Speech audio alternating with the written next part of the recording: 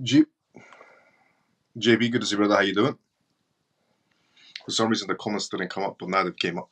JB, good to see you, brother. How you doing? Evening. Funky brother, good to see you as well. Evening. Good evening, Professor Miles. Let's go, funky brother. Dennis, good to see you as well. How you doing? How you been?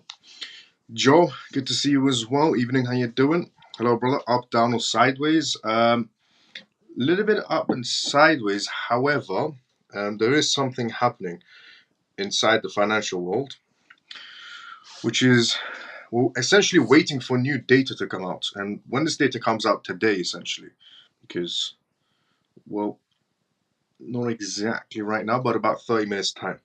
So waiting for new data to come out. And when that data comes out, it's definitely going to impact the market in many aspects. So for the time being, sideways, until that data comes out. Also the Fed reports, basically the Fed reports, but also the rate cut situation as well. That's definitely going to impact the market as well. But there's still a lot of positive in this market as well.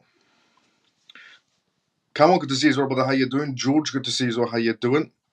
Miles, what is going on in the markets? I'll tell you. Shelly, good to see you as well. How you doing? How you been? Stormy, good to see you as well. Evening, how you doing? It's down, very down. Yes, down, very down is also a good time to, obviously not financial advice, but down, very down is also a good time to go in before it goes up, very up. Good evening, Miles and CMF. Orphan, good to see you as well. How you doing? Good evening, Miles and CMF. Denise, good to see you as well. How you doing? Evening, Miles and CMF. Sempro, good to see you as well. How you doing?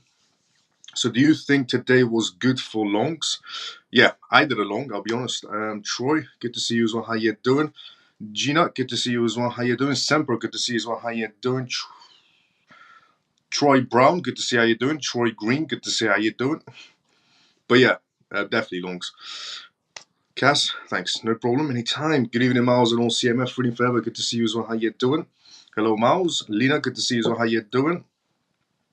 Do you see another crash tomorrow? Well, the data that comes out, it's definitely going to impact the market. So we have to see how the data is going to impact the market and what's going to be said on it. Which will go through what the data is going to be on tonight's live show. Hit the like. Let's go, Messi. XRP Den, good to see you as well. How you doing? Good day, Miles and CMF. Mike, good to see you as well. How you doing? How can America cut rates when their inflation is so high, though? I think rates will stay the same. Yes, I agree with you, Joe. There have been a few people that have sent letters to the Fed to bring the interest, to essentially do the rate cuts, but that will dent the market for a small period of time before the market rebounds and goes back up.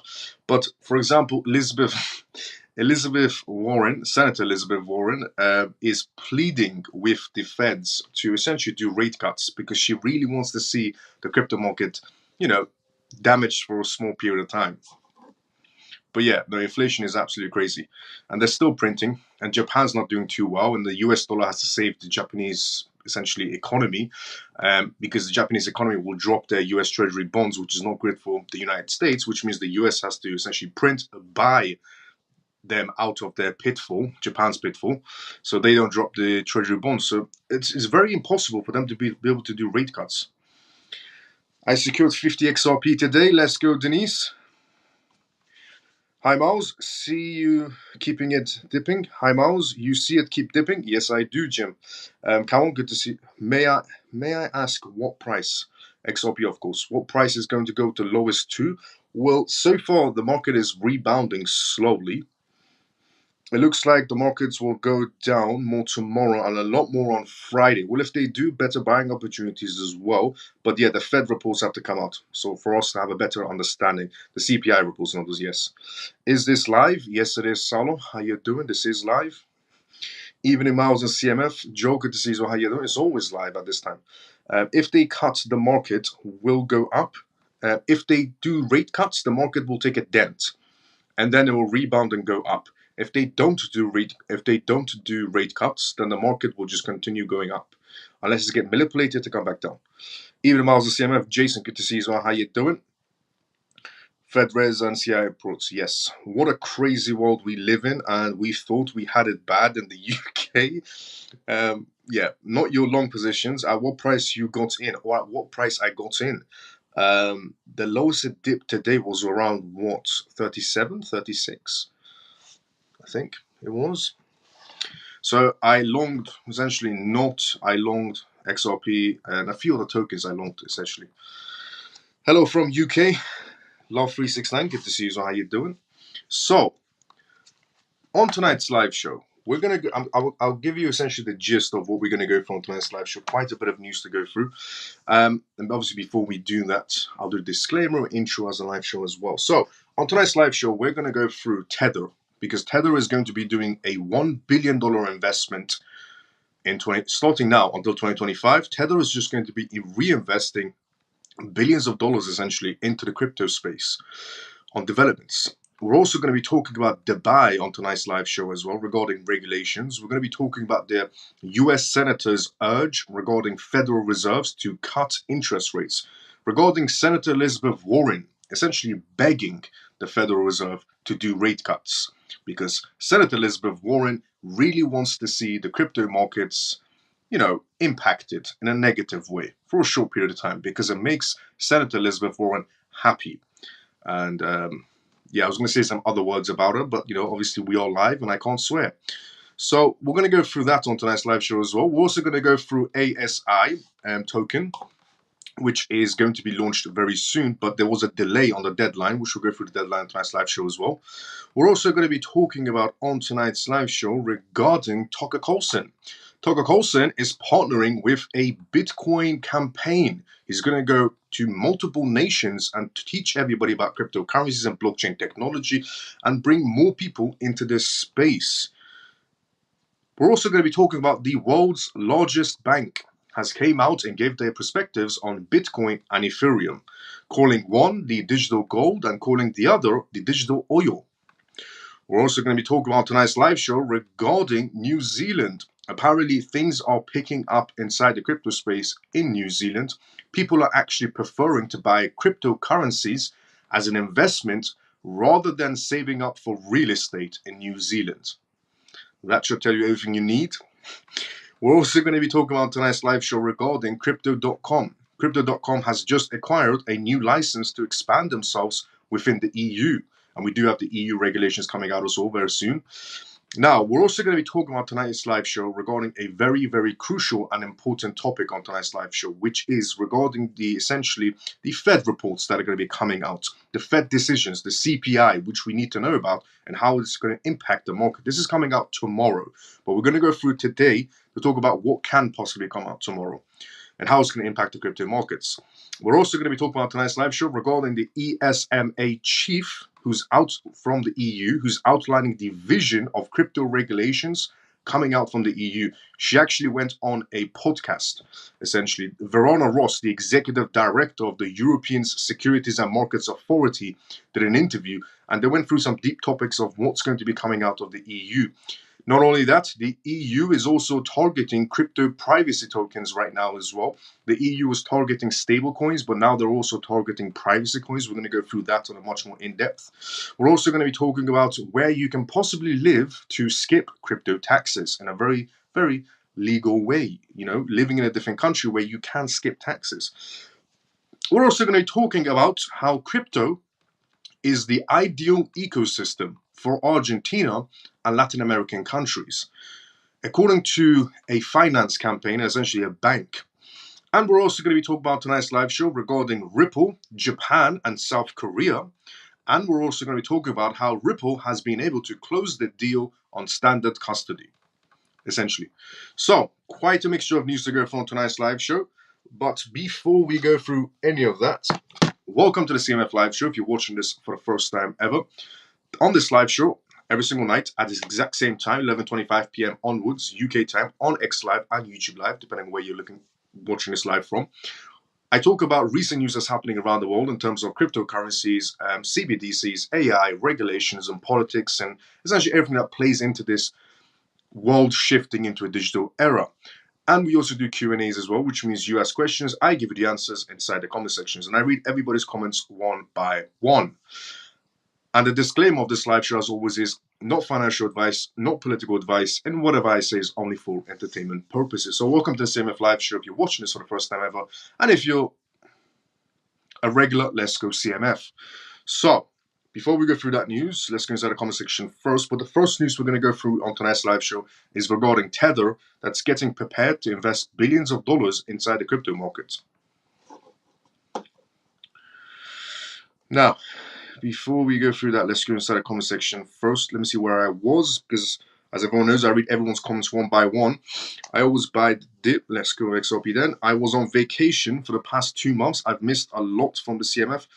Salo, welcome back. What time is the data reveal tomorrow? When we get to that news, I'll tell you. What's up, brother Miles and CMF XRP news? Yes, towards the end of the live show, I'll share you the Ripple news. Hi from the Telegram was just asking in regarding tax and using collateral as a loan. They said it was the best to come here to discuss. Thanks. Yes, Daniel, how you doing? How you been? Regarding crypto tax, there are multiple ways to get around it. One, obviously, way is to pay the tax. So the easiest way is, essentially keep all your transactions on CMC.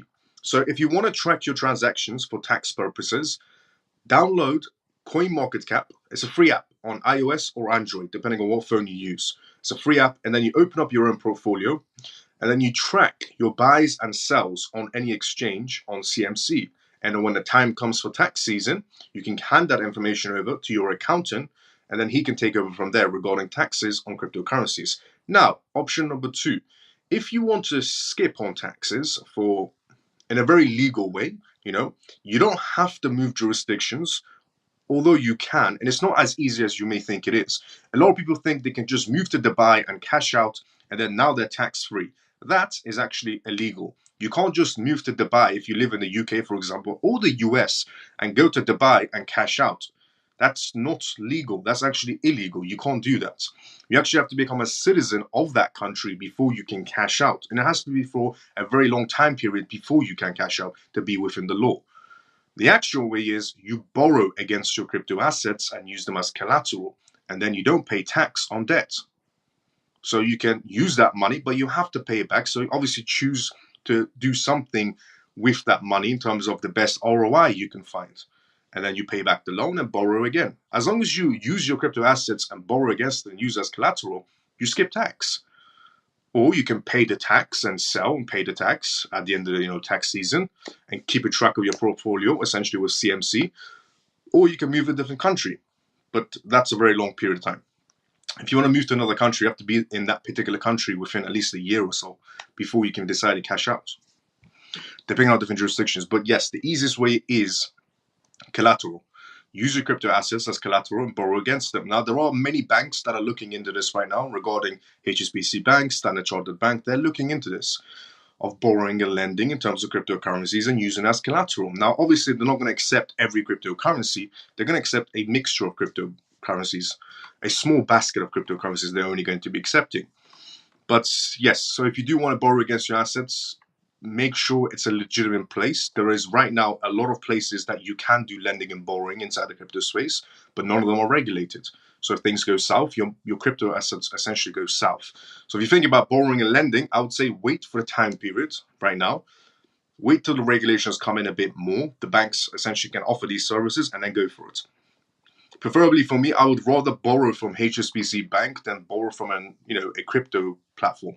Essentially, I would trust HSBC Bank more or Standard Chartered Bank more than a crypto platform that can go bankrupt. It's a higher chance for the crypto platform to go bankrupt than essentially HSBC Bank going bankrupt, essentially. Even though HSBC Bank is an extremely dodgy bank. But they also have Ripple partners. They have blockchain partners. And a lot of people do say, banks can go south, banks are going to be closing down and so on. But a lot of people don't understand how the corporate sector actually operates. Some banks are going to go south, but the rest of them are going to remain where they are. Their headquarters will always remain because they have blockchain partners, like HSBC Bank. But yeah, that's what I'm going to be doing. So that's what they meant inside the Telegram group regarding that matter. I logged in my first 10x today, got XRP at 47.2. Let's go, Camel. Why would market dump if they cut rates? Makes no sense to me. If they cut the rates, then people will run towards much more sensible assets. at the same time. And obviously, cryptocurrencies aren't seen as the most sensible assets, they're seen as volatile assets. If they don't do rate cuts, then obviously cryptocurrencies will become a hedge against inflation. So if they don't do rate cuts, cryptocurrencies go up because they're hedged against inflation. If they do rate cuts, then cryptocurrencies will get a small dent inside of them, and then they'll carry on going back up again. Either way, it's not going to put the market to zero, and either way, it's good because we have to get rate cuts eventually. But inflation is crazily high. G, how you doing? Hello, Miles and CMF. Basset Hound Warren needs to get a clue. Manny, good to see you as well. How you doing? Evening as Miles and CMF. Let's go. Miles, Dave asked in CMF about how to work to borrow against your crypto. Later on, he joined the live. If you could please, how it will work, please. Yes, just already did there right there for Dave. Shelly, thank you for letting me know. And Dave, yeah, collateral, HSBC Bank, save on tax, etc., and CMC. Tucker on about, thank you, Shelly, for that. Tucker on about 10 other Alex Jones, etc. are going on a tour. Swan is sponsoring it. Yes, basically.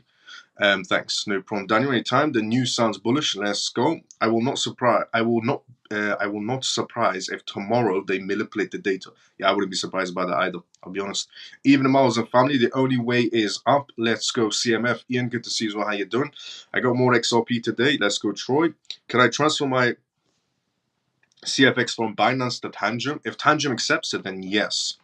What will you invest in when you borrow against your XRP to pay back the loan? So what will I be purchasing to essentially pay my... So if I borrow against my crypto assets, what is my next investment going to be to pay back the loan? Real estate. So if you use... It's going to be real estate and Airbnb. Because CoinMove also has a construction department. So my own blockchain startup company, we also have a construction department as well. So we're going to be essentially, with my own company, I'm going to be buying land and doing developments on it. So it's also open to the CMF as well. If members of the CMF want to do that with me as well, no problem. So if you in the UAE for full tax year and have visa, are you free from UK tax for money made in that year? Yes, you are, if you're under that for that long period of time. Thanks, Daniel, no problem. The government is fraudulent in a license.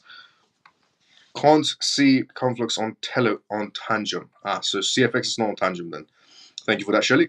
In regards to collateral, brother, because of my age, the HSBC asks for a good credit score, etc. I'm still a student, which is why I don't have the full requirements. I'll be honest, when it comes to you owning a substantial amount of cryptocurrencies, HSBC Bank doesn't care about your credit score if you can give them enough amount of collateral.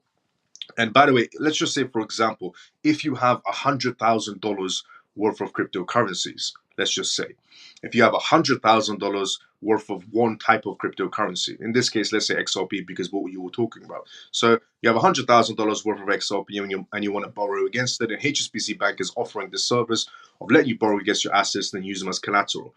HSBC Bank will not give you, obviously, $100,000. They will give you $40,000.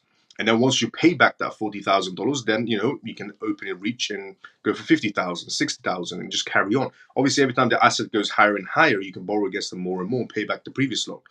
But yeah, when you reach a certain amount of wealth, credit score doesn't really matter. Is XLM and XDC? Is XLM and XDC, especially in Switzerland? I mean, depending on which banks you go to, is XLM and XDC worth investing in? I already have some XRP. Yes, definitely. XLM, XDC are great projects to look into. Not financial-wise, obviously, but research-wise. CFX is on Trust Wallet. Thank you, Shelly, for that. I'm up for that, Miles. Let's go, Ian. What if you withdraw to UK Bank? Check my previous comments so you know what I'm referring to. What if you withdraw to a UK bank? Then no, the UK bank will flag your transactions. If you sell cryptocurrencies and then transfer them back into your United Kingdom bank account, then essentially the bank will flag it up on the system, and you would have to provide where you got those assets from. It could take 6 months before they unfreeze your accounts in some cases. In some cases, 2 weeks, but some cases, 6 months it takes for them to unfreeze your account. Which cold wallet is the best for keeping CFX since Tangent doesn't accept it? The Ledger would be your secondary choice. If Tangent doesn't have it, then Ledger would be your next choice. Thanks. No problem, Daniel. Hello, Miles and CMF Coin. Hello, how you doing? How you been? So,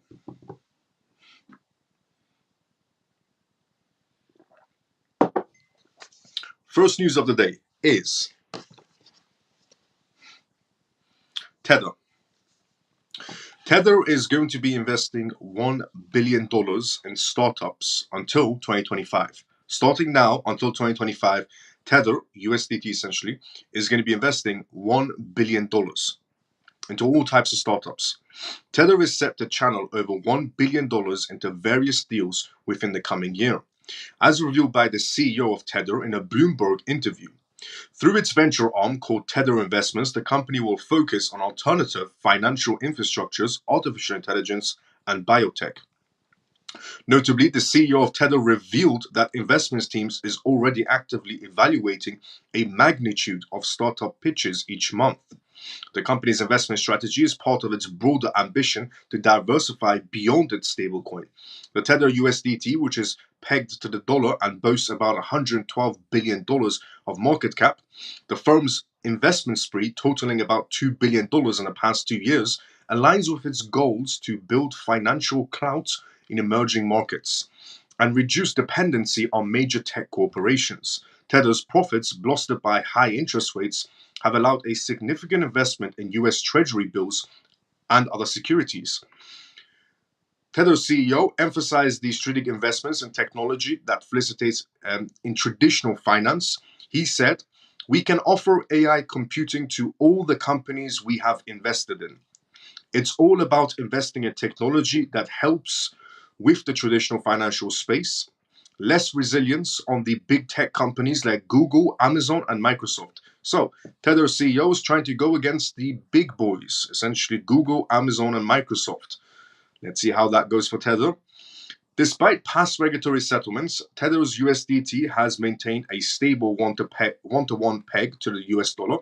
It has. The company's profitable streak, with a $4.5 billion profit reported in the first quarter, has positioned it as an influential deal maker, and Tether's future plans include a digital platform for bonds and equity issuance and support for central bank digital currencies, further expanding its reach beyond stablecoins. So, Tether is going inside of AI heavily by doing investments of the billions of dollars. Second, they're trying to go against Microsoft, Google, and Amazon and trying to expand within those areas. And third, they're trying to get involved in CBDCs, is what Tether's next movements are. Is that going to be good for the crypto space? Well, let's just see if it's going to be good for Tether going up against Google, Microsoft, and Amazon. Because US firms like Google, Amazon, and Microsoft have a lot of pull in politics. And TikTok was a platform that was in the social media world. And obviously, we have Meta and the other platforms like Instagram and so on, which are under the same arm. But American corporations do get politicians involved sometimes when they want to get rid of their competition. So if Tether keeps on aiming to go against Microsoft, Google, and Amazon, then I could potentially see America putting more pressure on Tether. So far, they're not really fond of Tether, but if the Tethers decide to go against Microsoft, Amazon, and Google, I could definitely see Google, Amazon, and Microsoft putting pressure on politicians to go after Tether so they can silence their competitor. Because that's what they do. Good example of that would be TikTok. Dubai's crypto rules just got a major upgrade, is the next news to go through on tonight's live show. Chainalysis reported on Twitter that the Dubai Financial Services Authority, DFSA, has significantly revised its crypto token regulations following a consultation launched back in January 2024, when they started off saying Dubai is going to come out with regulations, and now every time news comes out, Dubai's keep on updating their regulations, and we still haven't had one regulation come out of Gary Gensler. But Dubai, back-to-back, changing regulations, coming up with new regulations, and want to move forward with innovation. Gary Gensler, no, the rules we have are perfectly fine. Even though the rules were made in 1980, blockchain didn't exist. This update marks a major advancement in the regulatory framework for cryptocurrencies within the Dubai International Financial Center, DIFC, the DFSA has introduced several key amendments aimed at fostering innovation and enhancing regulatory clarity. One major change essentially authorizes the offerings of units of external and foreign funds that invest in recognized crypto tokens. Additionally, domestic qualified investors funds are now permitted to invest in unrecognized crypto tokens, expanding investment opportunities within the region. So a basket of cryptocurrencies is now available under the law. Custody and staking of crypto tokens are also addressed in the new regulations. The new regulations provide detailed guidelines on the custody of crypto tokens, ensuring secure storage and management. Staking essentially is a big part of cryptocurrencies, without a doubt. It's something that Gary Gensler doesn't like, which is odd because Gary Gensler understands blockchain because he taught blockchain at MIT students. Staking, a process where holders participate in the network operations and earn rewards, is now more clearly regulated to foster transparency and security in these activities. Moreover, the DFSA in Dubai has bolstered its financial crime compliance framework as well. The updated regime includes enhanced guidelines on the travel rule, which requires information sharing between financial institutions during transactions. This move aims to prevent illicit activities and ensure compliance with international standards. These changes reflect recent developments and happened in the market and incorporate suggestions from international standard setters. The DFSA has introduced stringent requirements for continuous transactions monitoring and analysis to detect and prevent fraudulent activities. The Basel Committee and the International Organization of Securities Commissions have both released guidelines that the DFSA has taken into account while updating its own regulations. Obviously, they're listening to the Bank of International Settlements, in other words. Ian Johnson, the DFSA chief executive, emphasized the importance of those changes. According to him, the DFSA seeks to accomplish regulatory goals while fostering innovation in a responsible and open manner. The DFSA's commitment to updating its regulations in accordance with international best practices is demonstrated by a balanced approach used in the development of this regime. Over the past 2 years, the DFSA has interacted with over 100 companies seeking to obtain a license within the DIFC. This engagement provided valuable insights into the market dynamics and regulatory needs, informing the recent changes to the crypto token regime. So, Dubai is moving heavily towards the idea of innovations and regulations and listening to the Bank of International Settlements, which is going to benefit them positively. But yeah, Dubai has come out with a set of regulations. They changed some regulations from the past. They updated some. They're following the rules and regulations from the Bank of International Settlements. They're going into staking. Staking has become regulated in Dubai. This is absolutely amazing news. And more countries do need to follow Dubai's footsteps. And what's interesting with Dubai is they've had contact with 100 companies inside the blockchain sector. Do you know what the interesting part is? That Dubai has been in contact with 100 companies inside the blockchain sector. Not a single lawsuit has came out of Dubai. Dubai's Securities and Exchange Commission essentially has been in contact with 100 blockchain companies. Not a single lawsuit has came out. Gary Gensler says, our doors are open to the blockchain space. Come in and have a conversation. Anybody that walks into the SEC gets sued. But 100 companies have had sit-downs with Dubai's regulators. Not a single lawsuit has came out. Only regulations and innovation has came out of that room. But what comes out the SEC's room is lawsuits. The US senators urge Federal Reserves to cut interest rates. US Senator Elizabeth Warren is pleading and begging on her knees.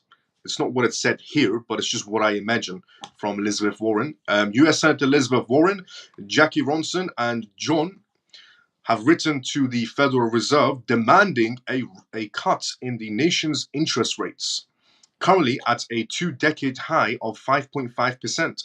They argue that these high rates are driving up costs for housing and insurance and hurting working Americans, as if Elizabeth Warren cared about the working Americans. She's never worked a day in her life.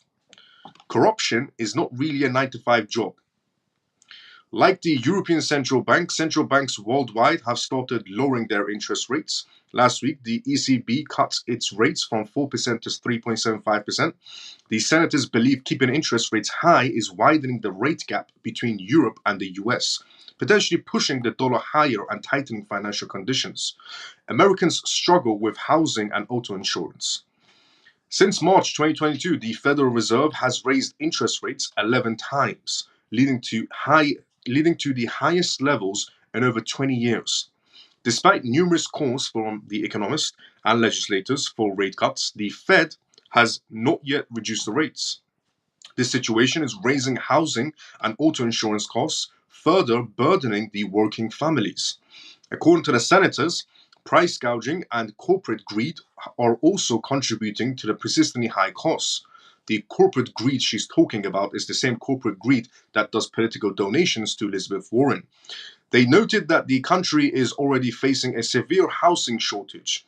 The Fed's refusal to lower interest rates regarding these shortages and drives higher inflation rates. She also said lower mortgage rates would encourage more people to sell their homes, which would in turn increase housing supply, decrease prices, ease the cost of renting, and ultimately increase home ownership. Is what Elizabeth Warren is saying essentially, that she's here for the people. She wants the people to be able to afford homes and sell their homes at great prices and all of that. Is that the real reason why Elizabeth Warren is coming out and essentially begging on her knees for the Feds to essentially do the rate cuts? Is that the real reason? Because she cares about the average Joe? No, of course not. It's Elizabeth Warren. One, is Elizabeth Warren. Two, she's a politician. She couldn't care less if you ate, slept, or had electricity in your house. Never mind being able to buy a house. So, what is the reason of Elizabeth Warren, pleading on her knees for rate cuts? Well, one is she wants to put a dent inside the crypto space. If we have rate cuts, then for a small period of time, the crypto space will get a dent inside of it, mainly because crypto is seen as a risky asset. If we don't get rate cuts, then everybody will run towards cryptocurrencies to hedge against inflation. If we do get rate cuts, cryptocurrencies will get a small dent. Obviously, they'll rebound, but they'll get a small dent within them because everybody will run towards much more mature assets if we have rate cuts, not the riskier ones. So, obviously, she's pleading on her knees for that. That's one reason why Elizabeth Warren is pleading on her knees and sending a letter to the Feds to do the rate cuts. We're going to come to reason number two in about 2 minutes of why she wants this to happen. So, Elizabeth Warren, Jackie Ronson, and John, regarding auto insurance rates, the senators pointed out several contributing facts. They mentioned a shortage of mechanics, more severe and frequent car accidents. Climate change is causing more vehicle damage from extreme weather and more complex cars that are expensive to repair. They stressed that none of these factors are mitigated by high interest rates. Warren has been asking for rate cuts all year. It is true, she's been begging the whole year for the crypto space to be damaged. The senators argue that the Fed's monetary policy threatens the economy and risks a recession that could push thousands of American workers out of their jobs. You have to keep interest rates too high for too long, and it is time to cut the rates, they concluded in their letter. They argued that these hikes have halted. Here is reason number two of why Elizabeth Warren wants rate cuts. So reason number one was to put a small dent inside the crypto space. Reason number two why Elizabeth Warren wants rate cuts. She argued that these hikes have halted the development, rate hikes have halted the developments of clean energy technologies and undermined the Inflation Reduction Act's climate and consumer benefits. It's because she's invested. The senators called for rate cuts to allow for continued progress on clean energy projects. You can see where her money is going towards in terms of investments and the associated climate and economic benefits. Obviously, those stocks will do well because if we have rate cuts, dent inside the crypto space, not a dent inside the stock markets as much. Earlier in January, Senator Elizabeth Warren, and John and Ronson essentially sent a letter to the White House, another letter to Jerome Powell as well, and they argued that the Fed to reserve its troubling interest rates hikes that have been driven mortgage rates for 20 years high, putting affordable housing out of reach for many Americans. And by the way, again, we are coming up to voting season. This is when you see politicians starting to show they care about you. And obviously, when voting season ends, the question becomes, who are you again? But obviously, when voting season begins, it's all about you, the people. But when the voting season ends and they're already being chosen as whoever they're going to be, it's the question just generally becomes, who are you again? Where they completely forget about the people. Now, the next news to go through on tonight's live show is regarding ASI token. Now, this is the super intelligence token that's coming out inside the crypto space, which in their words is innovative, which is Ocean Protocol, Fetch AI, and Singularity Net. Their deadline has been pushed again, which we're going to go from tonight's live show. Before we go through that, let's go inside the comment section first. If you're new on this live show, I normally do news, comments, back and forward, so everyone gets a chance for a question, and I read everybody's comments one by one. So if you have a question, put it down inside the comment section. So Gary sues this. Mao's is election year. Anything for votes? Pretty much, yes. Would you buy today or wait for the news tomorrow? Well, the news that's going to be coming out tomorrow is definitely going to be impacting the market. And we'll get to that news and I'll tell you how it's going to be impacting the market. But trades, sure. I mean, if it depends on what particular projects you're going for. I mean, if you're going to be going for XRP in this particular moment in time, then why not? It's relatively still cheap, and you know where XRP is going to stand before it starts moving up after the lawsuit. If you're going to go for XLM, it's relatively cheap. XDC, it's cheap. ACH is cheap. Could they go lower? Probably. 3 pence more lower if they do go down. But it's about, would you want to wait for 3 pence down, or it doesn't go 3 pence down and instead it goes 5 pence up, essentially. But we'll get to that news regarding the market space on how it's going to play out tomorrow. Now, ASI token. ASI token launch a reschedule to a later date. Here is why. The Artificial Superintelligence Alliance, ASI, which includes Singularity Net, Fetch AI, and Ocean Protocol, key blockchain-based AI projects, they have disclosed a new timeline for the token merger. The new date for the launch of the ASI token is July 15th, 2024. The token launch was supposed to be this month, but now it's moved away from this month to next month. Now they have delayed it twice now. I think this is the second time they've delayed it so far. So, which has been changed from the original date of June 13th. This delay helps the two companies to avoid disrupting their ecosystems and integrating smoothly. New timeline for the ASI token introduction. The Artificial Superintelligence Alliance have moved their date of their token merger of Fetch, AGIX, and Ocean, originally planned for June 13th. The merger has been rescheduled for July 15th to better suit the timetable of exchanges, validators, and other partners in the ecosystem. This delay is to make sure that the new ASI token and token system is properly integrated into the system. In the Alliance view, this time will be utilized to complete the work on the third-party connectors and verify that all technical and logistics aspects are implemented completely, which is good that they're doing this, so there's no bugs when they do launch. Fetch AI, through its official X channel, said the reschedule enables us to meet and even go beyond the needs and specifications of our partner ecosystem for the new ASI token and network. Continuous preparation. In the interim, the existing tokens, Fetch, AJAX, and Ocean, will continue to be traded independently on various exchanges. The integration phase is a critical one that requires technical coordination and a lot of testings, since the new token has to be integrated into the digital environment. This preparation requires a lot of coordination with third-party service providers, which is crucial for the successful implementation of this token. The CEO of Fetch AI and chairman of the Artificial Superintelligence Alliance stressed the need to be more precise and elaborate when it comes to this process.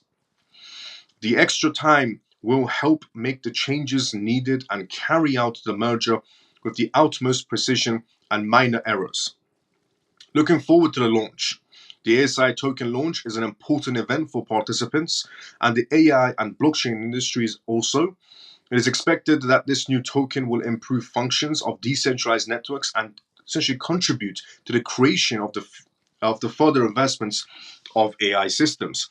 The Artificial Superintelligence Alliance has ensured token holders and investors that all their information concerning token contracts, migration details, and audit reports will be provided as soon as possible.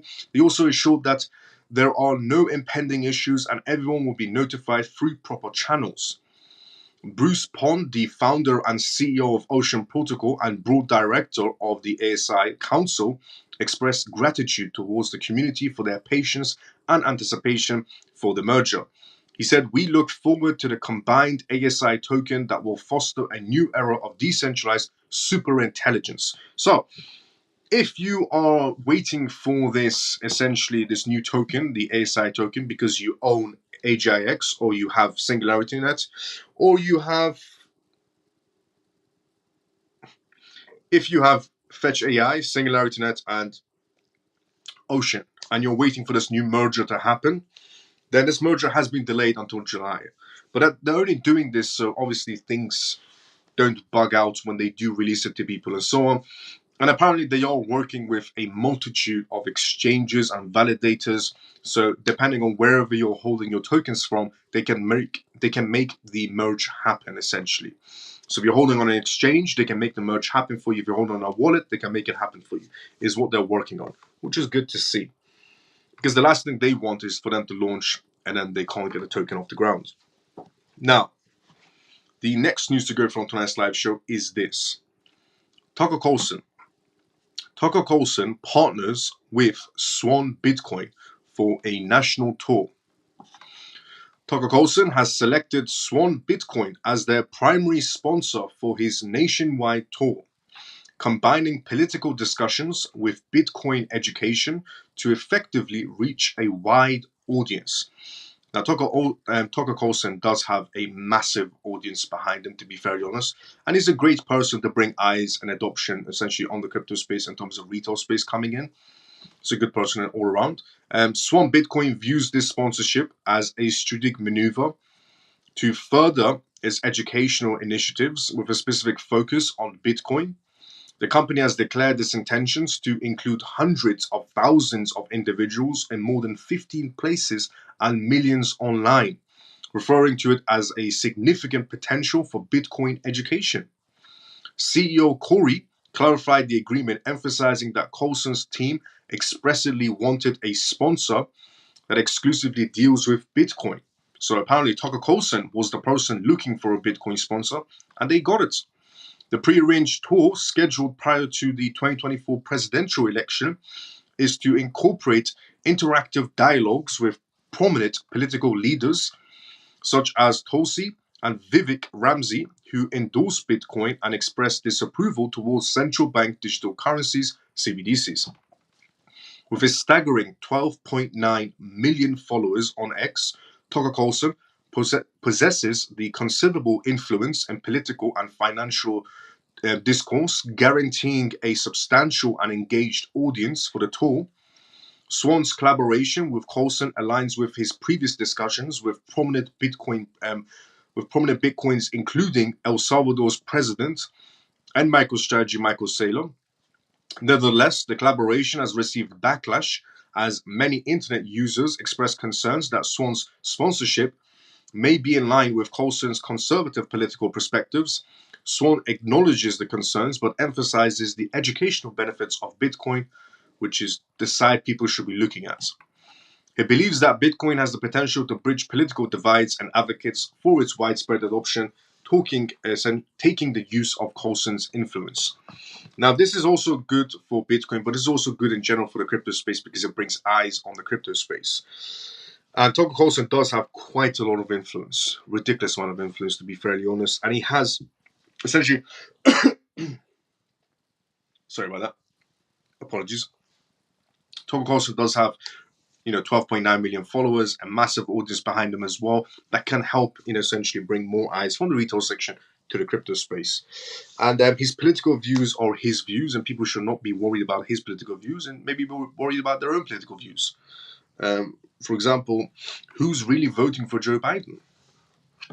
Did anyone see the recent video of Joe Biden where, he was in front of a panel So a recent video of Joe Biden essentially was he was in front of a panel, and they were giving a massive speech, and an ice cream van goes past or something, and Joe Biden goes towards the ice cream van. He hears the music and he goes for it.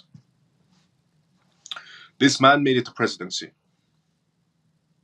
Honestly, you know, I've said this before, where people can use.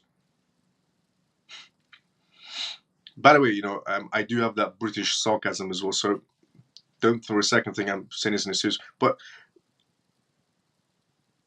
if you ever wanted motivation in your life, that's, if you think you can't achieve something in your life, you might be thinking about starting a business. You might be thinking about, doing a startup company, going into blockchain, going for a new career, or so on. And you might think to yourself, no, there's no point. I won't be able to make it.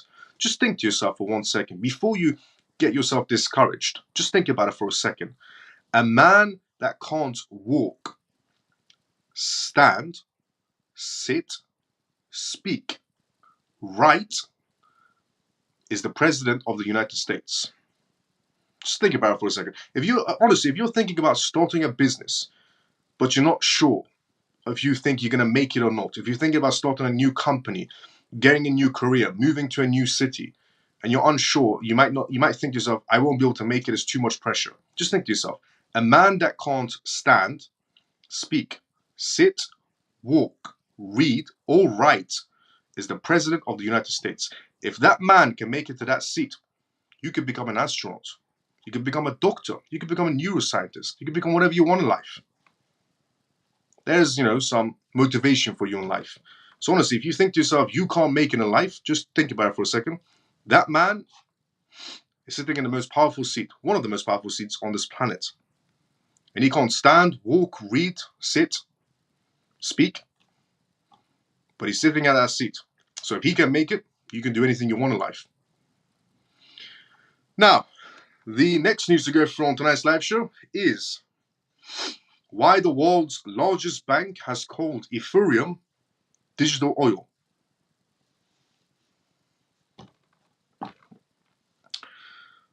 Before we go through that news, let me just go inside the comment section first. I just saw Emon's comment. He just goes, that made me laugh out loud. Nobody likes me because they think I'm stupid because they think I'm stupid. Elaborate. Nobody likes me. Nobody likes respect. I say what I say. Here, Joe, come and get it. Joe, come and get it. Is what Happy Pies has done. So the conversation, ice creams. That's made me laugh out loud. Let's go, Emon. Costs only 50 BTC. He thinks that's $2. Biden's son was found guilty today. Yes, Biden did throw his own son under the bus essentially today. Biden Hunter, well, not Biden Hunter, or Hunter in other words, has been pleaded guilty on counts of charges. The amount of things Hunter Biden has done is ridiculous. The amount of things he's done in life is absolutely ridiculous. And for him to be caught on those charges is laughable. But because he's done so much more harm to this world, and he's got off quite light in my books because, he's scum. Biden Hunter is absolute scum. He's done so much bad things in this world. So, in my opinion, he got off quite lightly. But, it almost seems like that Biden threw his own son under the bus so people could see that, Biden isn't corrupt. Think about it. We're coming up to voting season. Anything that happens right now that makes any politician look good, it's because we're coming up to voting season. So with Trump getting a felony, and then people going, well, how can this be fair? Biden's son is a criminal. Well, now Biden's son is also going and getting charges and might be going to prison and jail or whatever, or house arrest. Do you see how things plan out? So it almost seems like Biden threw his own son under the bus. So essentially, people can't say anymore, oh, well, how can Biden's corrupt family be doing this? Well, Biden's corrupt family, one of them is going to prison. But this would have never happened again if we weren't coming up to voting season. Anything that happens right now is because of voting season. Any politician that comes out with great policies is because it's voting season. Or Biden's son going to prison is because it's voting season. If it wasn't voting season, Biden's son would have never been charged with anything. But because it's voting season, he's been charged. So it makes Biden look good. It makes Biden look like the man that will, nobody's above the law. Remember what Biden said? Nobody's above the law. And then people said, well, how come your son is above the law? Well, now his son is going in prison as well. Do you think that's coincidental? No. Biden threw his own son under the bus so he can become president again.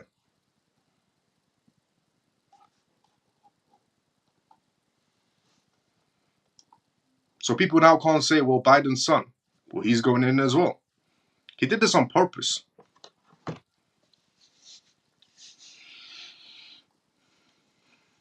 Well, obviously not Joe Biden. I mean, Joe Biden has 2 brain cells left. The people that are around Biden. I'm giving Biden too much credit. Biden's not smart enough to pull this off. We did it, Joe. What up, Miles and Fabio? Hope all is well, though. Ray, good to see you. How you doing? Not everyone, Miles. There are some ignorant and prejudiced people in America, and that prevents them from any achievement worthwhile. That's true. Let's go, Scott. Facts. Only because he is so guilty. Well, he's guilty is pretend guilty. Ether is a scam. Yeah, I agree. Trump has already won. Biden said that he stands with. Biden said that he stands by the decisions of the court and jury. Trump did not and cannot say that. No one is about. Are political donations a tax write-off for Americans? Yes, it's a donation. Anything that's a donation is a tax write-off. The number one place that launders money. Always remember this. The number one place that essentially is off the books when you do a donation is a religious place. The number one place is always the religious place. So a church or a mosque or anything religious-wise is the number one place to, it's a donation that will never be recorded. So you can process money through the number one place, a religious place. The number 2 place is political donations. You can make that money go. And number 3 is charities. Actually, before number 3 is art, and then after art is charities, because charities is up to a certain amount. You can only do a tax write-off. Number 1 place is religious places. Number 2, it's political donations. Number 3, it's art, and number 4 is tax write as charities. These are the places that people tend to make their money spin.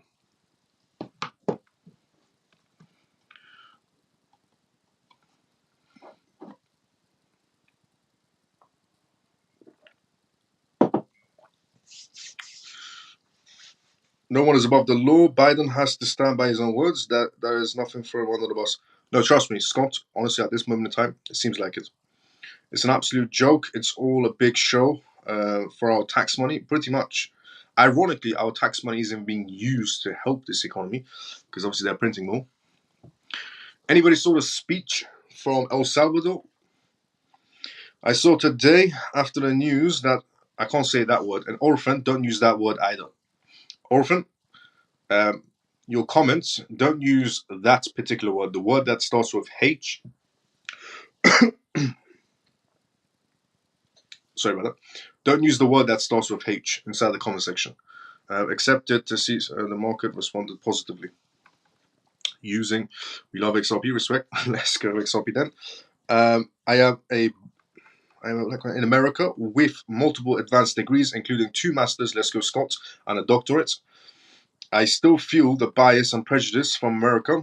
Please explain that. The top 1% as corrupt as hell. Yes, I agree. Scott, I agree with you 100%. The top 1% are incredibly corrupt. I agree with you 100%. And well done to your achievements as well, Scott. Let's go. I'm a lifetime soldier. American is corrupt and only benefits those in certain groups, which is also true as well, Scott. Facts. Everything you said is completely true. I agree with you. But here's the thing. The 1% is corrupt because the other 99% let the 1% be corrupt as well. Because the other 99%, out of the other 99%, about 3% of them are intelligent. So people like you, Scott, and CMF members, essentially, and me, and everybody else, some intelligent people. About 3% out of that 99% are intelligent. The rest, the 99%, excluding the 3% and the top 1%, are complete morons, which is the reason why the world is the way it is, not just America. So the reason why the top percent are like that is because we let them be like that. You are correct, Miles. Let's go, Scott. Now, why the world's largest bank has called Ethereum essentially digital oil. The world's largest bank, the Industrial and Commercial Bank of China, their central bank essentially, recently tagged Ethereum, the second largest cryptocurrency by market capitalization, digital oil. Just to put it into words, Ethereum was funded by Chinese investment company in the early days. It was funded by a Chinese investment company. So obviously, if ETH does quite well, know for a fact that China has a hand in this scenario of making quite a lot of money for themselves. ETH supports smart contracts and dApps. The top financial institutions commended the growth and advancements that both Ethereum and Bitcoin has registered over the years. It compared BTC to gold, citing that it retains the scarcity similar to gold through mathematical consensus, while solving gold's problem of being difficult to divide, difficult to identity, and essentially inconvenient to carry. But you can carry Bitcoin with yourself, not gold bars. Now, next, the ICBC named Ethereum as digital oil, citing its crucial role and serving as a strong support to numerous Web3 innovations, including the launch of stablecoins. Ethereum has been continuously upgrading its technology in terms of security, scalability, and sustainability. One thing they forgot to say that Ethereum is not very good at upgrading is their fees, their gas fees, providing technical power for digital future. In addition, the introduction of developments of stablecoins provide a bridge for the digital currency market to connect to the real world, the ICBC highlighted. The bank acknowledged the fact that Ethereum has its programming language known as Solidity, but more importantly, the ICBC highlighted how the network supports developers. Per the bank's published statement, ETH allows developers to deploy complex smart contracts as well as decentralized applications. ICBC believes strongly that this has made Ethereum the mainstay in innovative new fields like NFTs, for example, and decentralized finance. Furthermore, the top Chinese-based bank sees this sentiment gradually to the physical infrastructure network. Community awaits final approval for the spot Ethereum ETFs as well. The ICBC endorsement for the altcoin comes while the crypto industry is waiting for the United States Exchange Commission (SEC) to finally approve the spot Ethereum ETF tradings. The regulator has requested the submissions of the amendments of the updated S1 registrations from all Ethereum ETF applicants. Last week, Gary Gensler, the SEC chairman, hinted at the possibility of a slow process for the final spot Ethereum ETF trading approval. In his words, the approval of the necessary S1 forms will take some time, is what Gary Gensler said. It is worth noting that after the submission of the S1 applications, the Commission provided filers with its first feedback, which will turn into prompt more changes to be made. Some sources familiar with the process noted that this process may take several weeks, with expectations of the SEC feedback this week as well. But yeah, China is obviously quite big on Ethereum because a Chinese investment firm was the one that funded Ethereum. Ethereum even exists because a Chinese investment firm took interest in Ethereum to do investments with them before Ethereum was even Ethereum. So obviously, China's bank is going to come out and say, Ethereum is this glory project with high security, smart contracts, and, taking control of the market because they funded it. Obviously, China's going to be saying good things about it. And China has a hand in Ethereum. Yes, very highly possible. They were the ones that started it up. Now, crypto fever. But also, what China forgot to say is gas prices, gas fees. That's something that Ethereum has struggled since day one, ironically. Crypto fever grips New Zealanders. Apparently, New Zealand is becoming a hotspot for cryptocurrencies right now, where the government is also looking into regulations because so many people in New Zealand are starting to either go for cryptocurrencies straight away or take an interest in cryptocurrencies, preferably over real estate. In a recent study, it has been revealed that nearly half of all New Zealanders are considering cryptocurrencies as a path to build wealth, ditching the old age dream of owning a house, because it's impossible to own a house these days. If you want it in a good area, you have to cough up a few million. And that's, before the taxes as well, before the other costs on top, and the insurance and the council tax and barrister. There's so many charges that go in terms of a house, but all of those charges go away as well once CoinMove launches. Now, the research conducted by the Protocol Theory and Easy Crypto paints a fascinating picture of how the land of the long white cloud is embracing digital currencies. It seems that many Kiwis are turning to crypto out of sheer frustration with traditional financial systems. Cutting out the middleman is what crypto is to New Zealanders now. Over a third of the participants acknowledged that they are attracted to crypto because it removes the need for banks and other financial institutions. For them, these intermediaries are nothing but roadblocks on their journey to financial freedom, is how New Zealanders see it. Interestingly, most people believe that they can invest in crypto gradually, bit by bit. On the other hand, only a small portion feels the same way about real estate. This clear contrast highlights the view that crypto is more accessible than property markets, which often requires a substantial initial investment. The unattainable dream of home ownership. Jane, the CEO of Easy Crypto, summed it up perfectly. Apparently, New Zealanders call themselves Kiwis. This is very new to me. But Jane, the CEO of Easy Crypto, summed it up perfectly. For many Kiwis, the dream of home ownership is becoming increasingly unattainable. For the younger generation facing financial challenges, unless they receive wealth, and older generations seeking to strengthen their retirement savings, cryptocurrencies is gaining attractiveness across all age groups. A boom in interest, but knowledge gaps remain. The survey results reveal that New Zealand is experiencing a massive crypto boom, with ownership reaching record highs. A significant 14% of participants now or previously owned cryptos, up from 10% since 2022, and even more impressively, an impressive 45% expressed interest in investing in the future of cryptocurrencies. Even with this surging interest, a significant knowledge gap continues. A significant 72% of those who haven't invested yet admitted to being confused and unsure about where to begin their crypto journey. Seeking clarity and guidance.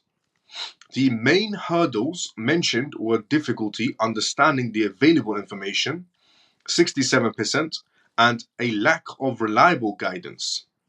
Interestingly, even existing investors reported facing these same challenges, suggesting a need for clearer information and better education about cryptocurrencies.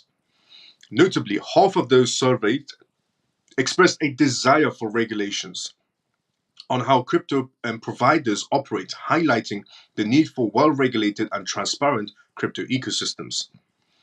New Zealand government steps up recognizing the growing significance of digital assets. This is what a government should do. I hope Gary Gensler is listening. When a country takes interest, when the retail section takes an interest on a particular sector, it's their job to come out with the guidance. It's not asking for much. It is your 9 to 5 job to come out with the guidance, but Gary obviously struggles. Recognizing the growing significance of digital assets, the New Zealand government is taking important steps to revamp crypto regulations and support the industry developments. In April, the Commerce and Consumer Affairs Minister, Andrew Bale, voiced concerns about the slow uptake of crypto and urged the government to support the sector while establishing sustainable regulations. or suitable regulations. Furthermore, the Reserve Bank of New Zealand is exploring the possibilities of central bank CBDCs as well because of the Bank of International Settlements, indicating a comprehensive approach to digital assets that aims to encourage innovation while managing risks. As the crypto craze spreads across New Zealand, it's clear that the Kiwis are adopting this new territory of finance. While challenges and knowledge gaps remain, the government's forward-thinking position and the growing interest among the public suggest that the future of crypto in this land of the long white cloud is indeed bright. So, massive news coming out of New Zealand, honestly. New Zealanders are going towards cryptocurrency rather than going to real estate. And it's not just the younger generation, it's all generations. They're all going towards cryptocurrencies. Some understand what it is and the majority don't. And because they don't, the government is going to be providing guidance. Straight away, the government realized that this is happening. We need to go into this area and innovate. United States, on the other hand, massive audience for cryptocurrencies. Gary Gensler, no, the rules we have are perfectly fine from 1980s. Crypto.com is the next news we're going to go through on tonight's live show. Crypto.com essentially expands European presence with Irish license. As we all know, the regulations are coming out from the EU right now. Very soon they're going to be coming out. And this year in general, we're going to have quite a lot of regulations coming out of the EU that gives us a better understanding of how the markets are going to be playing out. So far, we know that because we covered on this live show every single night, so far we know that the EU regulations coming out are not going to be good for USDT, and particular other essentially stable coins as well. But they're also not going to be good for privacy coins as well, which we'll get to a little bit later on tonight's live show. But right now, Crypto.com expanding is because the EU regulations are coming out. So they quickly went to Ireland. The same way Ripple went to Ireland, and pretty much any other platform went to Ireland, because it's easier to get a license from Ireland and then be able to operate in the EU. So Crypto.com expands European presence with Irish license. Crypto.com achieved a major milestone in Ireland, securing an approval as a virtual asset service provider from the Central Bank of Ireland. The approval followed a rigorous review of Crypto.com's anti-money laundering and combating the finance of illicit activities compliance procedures. With this approval, Crypto.com will be able to offer cryptocurrency to fiat exchange and fiat wallets to Irish customers, expanding its services in the region. President and COO Eric said, "This approval is a testament to Crypto.com's ongoing commitment to compliance and responsible innovation. We are excited to expand our comprehensive and secure crypto product offerings in Ireland." Today's announcement accelerates Crypto.com's global regulatory licensing momentum.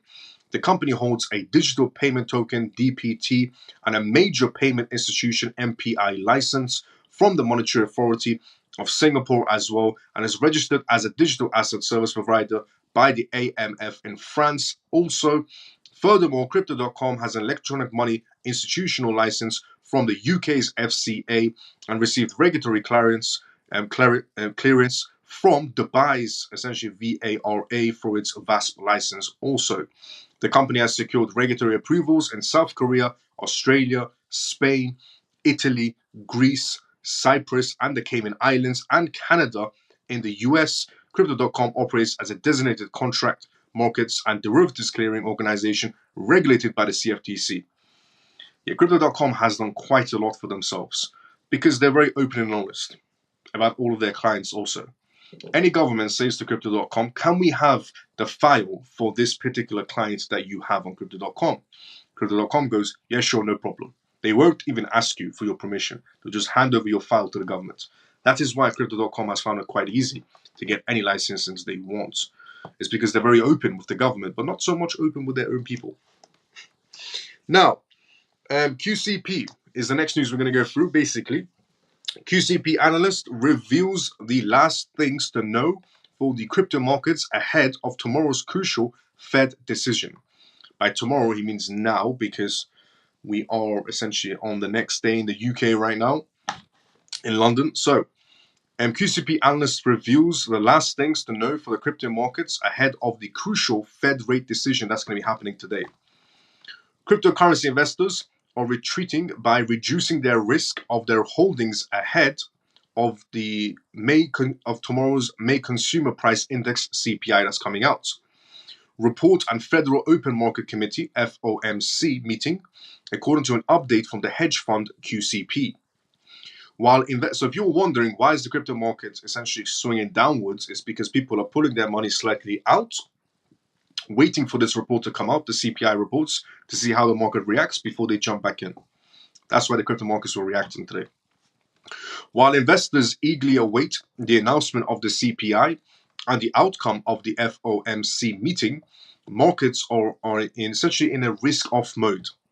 This month's FOMC meeting is particularly important as the Fed will release the dot plot, a tool that informs the market about the number of interest rate cuts in projects for the rest of 2024. We're going to have an understanding of how many rate cuts we're actually going to be having this year. Despite the short-term negatives, the QCP claims that this could be a good opportunity to accumulate coins as well. So as I've said previously, even the QCP agrees with me as well. As I said previously, if we don't have rate cuts, the crypto market is good because it's a hedge against inflation and we go up. If we do have rate cuts, we're still good in the long run. We're genuinely still good in the long run because when we do have rate cuts, investors also do become riskier with their investments at the same time. We'll take a small dent, but then we'll rebound and go higher as well.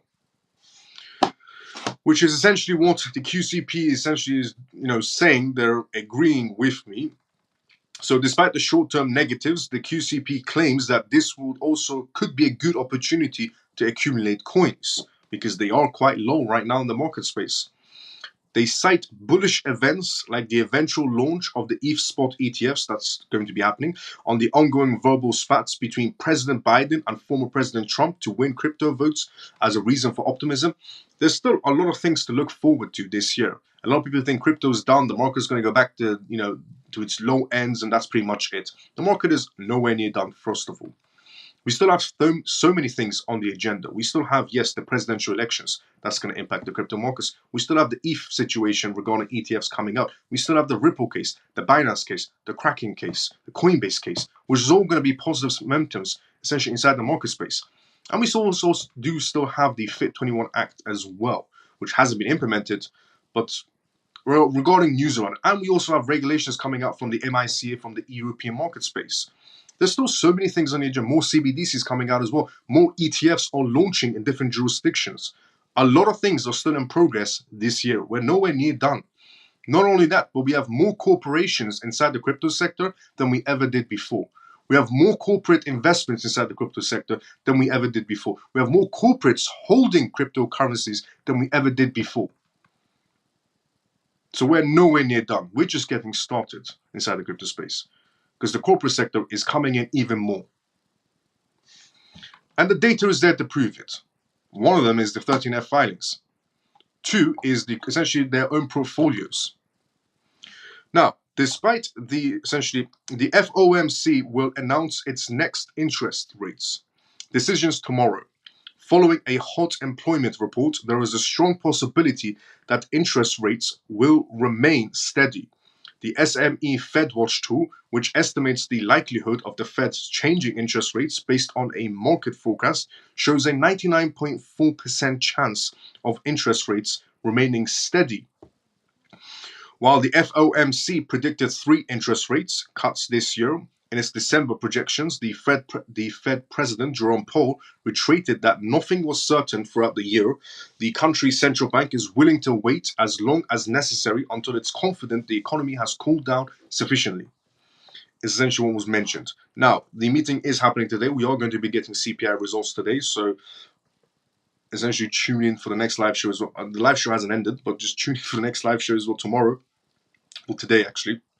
For the rate cuts reports, are we going to get them or not, CPIs? But yes, the markets are down. Markets being down is a good thing because you get to go into projects that you missed out on. If you ever thought to yourself, oh, I missed out on this project, now it's too high. Well, now it isn't too high and it's quite low actually. So you can go for it. Never see the market downtrend as a bad thing. See it as a good thing. But also don't go for random projects.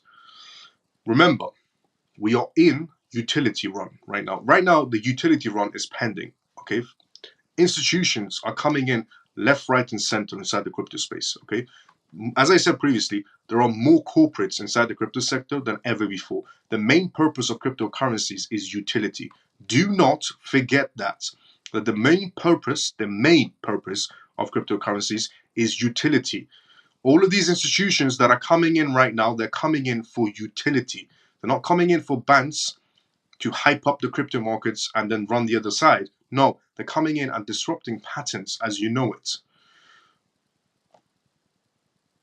And even though there are a lot of crypto influencers right now inside the crypto space telling you that, for example, I saw a video today, and again, I'm not going to mention this person's name inside the crypto sector. I'm not going to mention this crypto influencer's name or these crypto influencers' names in general because people are too sensitive these days.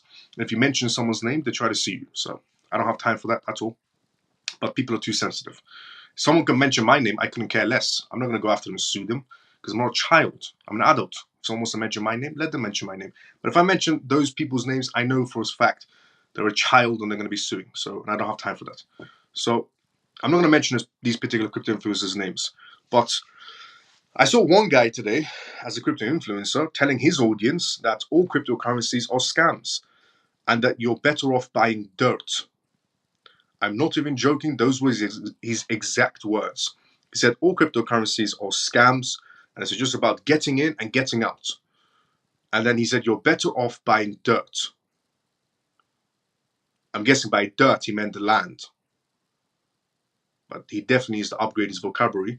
But it's not, okay? All cryptocurrencies are not scam. And let me try to compare charts essentially of the CMC essentially from 2014 to now. Yes, there has been major changes because we didn't have utility back then.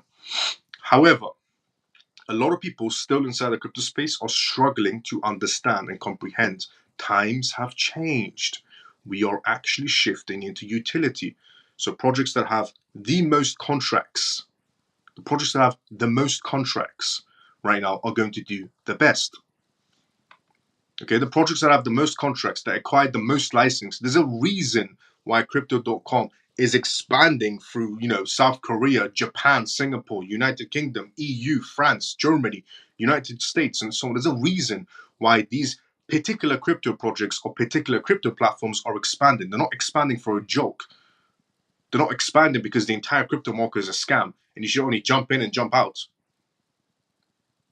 So this is why I'm saying these crypto influencers, some of them are like children, their brain cells are definitely not developed. You can tell they've never worked a day in their life inside the crypto sector and even understand how the world even spins on a basic level. So there's a reason why these crypto projects out there are doing these contracts. There's a reason why they're expanding into licensings. They're not doing it for jokes. They're not doing it because the crypto market's going to go to zero and everything is a scam. And you should buy dirt, apparently, to that one crypto influencer, or an absolute moron. But look, more corporations than ever inside the crypto sector right now. There are more corporations. There are more licensings. There are more companies acquiring, essentially, inside the blockchain sector, acquiring other companies to bring them inside the blockchain sector. There are more contracts inside the crypto space than ever before. There are more contracts, more corporations, more investments coming in from the corporate sector, more ETFs launching. There is so much that's still happening inside the crypto sector. We are nowhere near done. We are just getting warmed up. Now, ESMA, Chief Outlines Visions for European Crypto Regulations, is what we're going to go through next. Crypto Miles, love the show. Let's go, Angel. How you doing? Sorry I'm late, Miles. Evening, everyone. Good to see you, Pierce. How you doing, brother? He's the scam, not crypto. Let's go, JP. Now, ESMA, Chief Outlines Vision for European Crypto Regulations. For example, Verona Ross, the Executive Director of the European Securities and Markets Authority, ESMA, addressed the future of cryptocurrencies in terms of regulations in Europe during Paris Blockchain Week. Ross emphasized the importance of robust regulatory frameworks to ensure a market stability and investor protection, As digital assets gain traction, Ross outlined the ESMA's role in drafting regulations that balance innovation with risk management. She acknowledged the need for regulations to evolve alongside the technological advancements of blockchain industries. When asked about the implementations of markets in crypto assets, MICA, that's coming out of EU in terms of regulations, Ross praised the legislative efforts to create a comprehensive regulatory framework for cryptocurrencies within the EU. She delved into the MICA's key areas of focus in the crypto markets, which included asset classification and operational requirements for service providers. Kilo data, for example, reviews that crypto trading is experiencing increased adoption in the European market right now as well. Since the beginning of the year, the volume of euro-backed stablecoins has grown, signaling increased adoption in the European markets. Europe is set to issue also new cryptocurrency regulations to bolster its stablecoin sector and potentially rival the US and APEC cryptocurrency markets. The reason also why regulations are coming out is because the corporate sector can come in a lot more. So even till this day, it boggles my mind that people will say, even crypto influencers, for example, saying all crypto projects are scams. Like, are you... Honestly, I can't swear on this live show either, but sometimes you just want to say one out loud or just, shake someone to wake the F up. The EU is targeting, the next news to go through, the EU is targeting crypto privacy. The EU is targeting crypto privacy in terms of Monero facing significant challenges. Yes, the EU is not a big fan of privacy, and neither are other jurisdictions either. They hate the idea of privacy because they want everyone to be public. So, money movement is public and not private. Now, the EU is targeting crypto privacy projects. Monero is facing a significant challenge. The European Union is taking a tougher stance against privacy tokens and crypto mixers. In a shocking report, it accuses them of listing illicit activities and threatens to strictly regulate them, at the risk of annihilating the crypto community devoted to decentralization. The EU is looking into regulations of privacy tokens. In a very first report of encryption, the EU Innovation Hub scrutinizes technologies that obscure crypto transactions, created by several agencies including Europol and Eurojust. This is concerned about the risk that these tools pose to financial traceability and anti-money laundering efforts. The report specially names certain privacy cryptocurrencies like these projects will obviously struggle in the EU.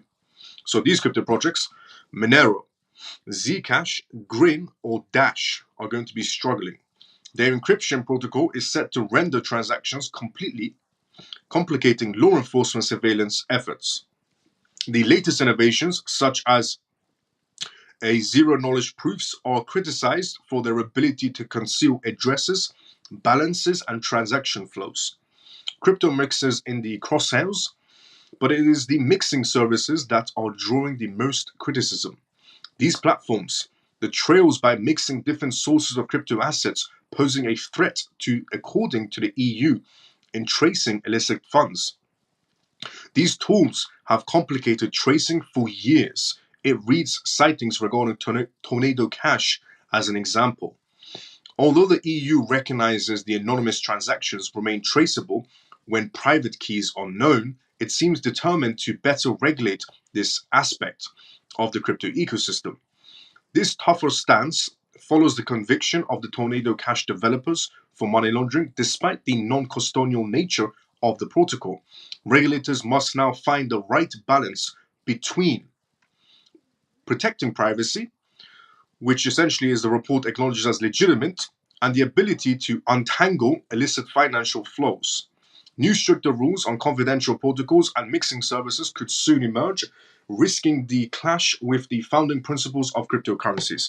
Now, the next news also we're going to be going through on tonight's live show is regarding crypto is the ideal ecosystem for Argentina and Latin America. This is coming from non-finance executives. Now, before we move on to that, regarding the EU and essentially crypto mixers and privacy tokens, yes, it's not just the EU. No government around the world likes the idea of you as a retail person using privacy projects because the government wants to be able to track you 24/7. That might seem like a joke to some people, but that's the reality of it. The more we go towards a much more digital space, the more control obviously governments will have in essentially controlling you and tracking you. So the idea of you having access to privacy projects isn't good for them. It's good for you, but not good for them. So obviously privacy projects might lose some traction and then later on in life might pick up traction again. But they are definitely going to be delisting all types of privacy projects in the EU, the same way they're delisting USDT in the EU as well. And Tether is not happy about that, but it's very simple. Tether has to show transparency and they don't want to. So, yeah, privacy projects are going to be delisted pretty much in all jurisdictions eventually, which means privacy projects like Monero, Dash, and so on will have to operate in the backgrounds inside the crypto space rather than exchanges. Now, crypto is the ideal ecosystem for Argentina, says non-finance executive. A few Latin American countries are among the top 20 when it comes to crypto adoption, according to Chainalysis, the Geographic Cryptocurrency Report. The report points out that the most popular use cases in the region are international remittances and protection against inflation, the latter being especially seen in Argentina, where inflation surpassed 3 digits last year. Austin, the CEO of Argentina's crypto firm Num Finance, explained that Latin Americans need a tool for permissionless worldwide transactions while also mitigating inflation and currency devaluation. There are things that people really suffer here in Argentina and in Latin America in general. I would also say that here in Argentina, while Milei's government inflation is decreasing rapidly, so we are below the 1-digit inflation per month, and it is important to be clear that on that, because it doesn't seem like a real success, but for Argentina, where the last year the inflation was higher than 100%, to have an annualized inflation in the month of for maybe 50 to 60%, it is like an improvement. Despite the signs of recovery seen through the shrinkage inflation numbers, highlights that consumptions and economic activities as whole are decreasing in Argentina. Moreover, some products are not available in the country and crypto becomes the ideal ecosystem for this kind of needs. Non-finance offers a tokenized version of traditional finance products such as commodities, stocks, and currency-backed stablecoins for Argentinians and Latin American countries. Furthermore, they offer income products based on these stablecoins.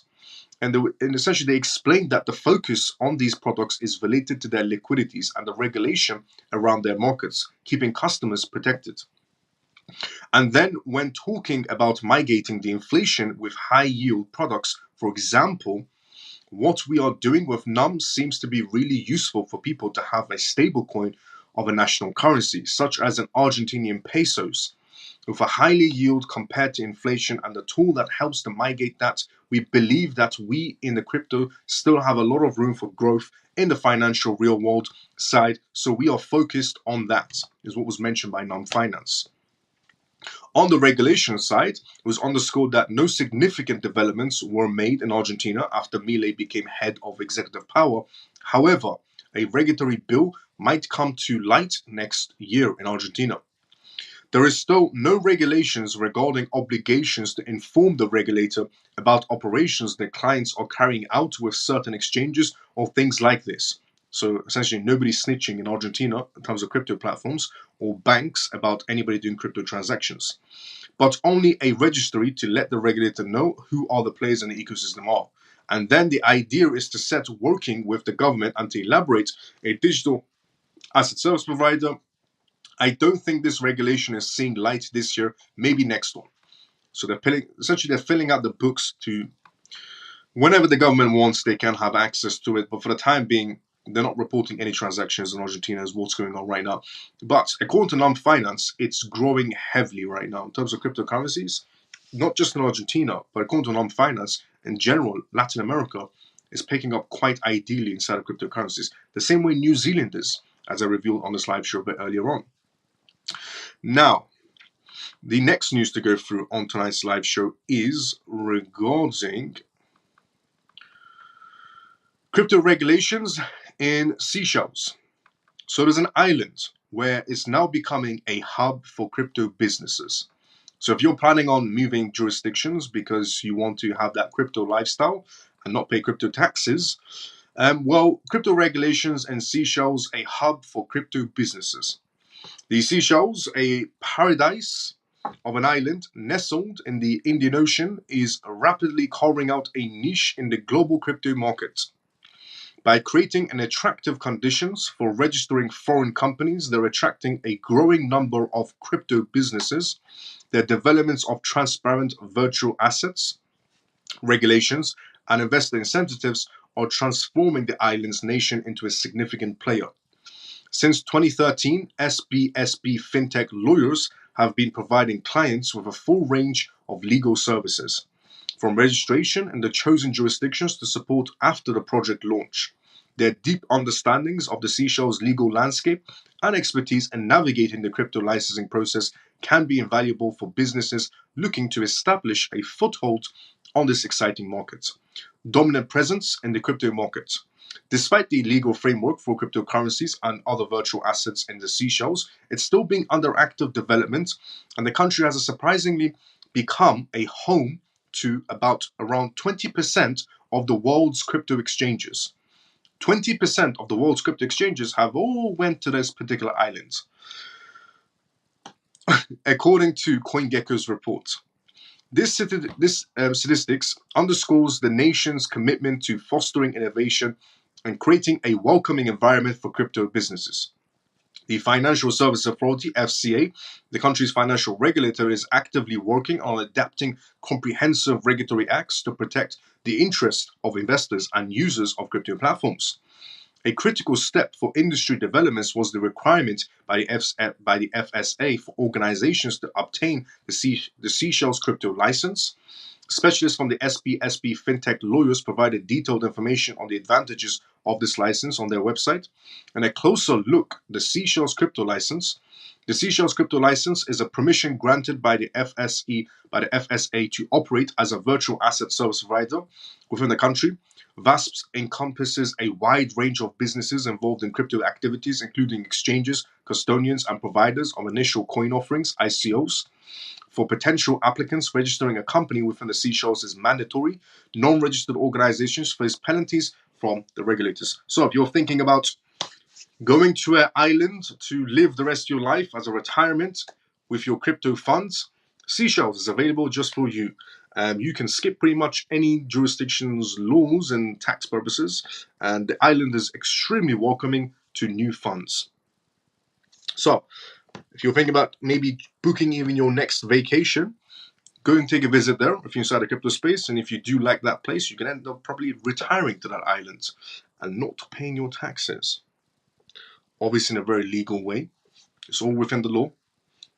Remember, you can't cash out on a holiday, but you can cash out if you become a member of that country.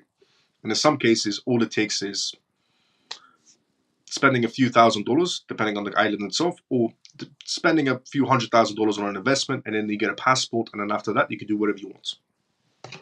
But don't go on vacation and cash out, because that's still illegal. But to become a resident in an island, all you have to do is make one investment.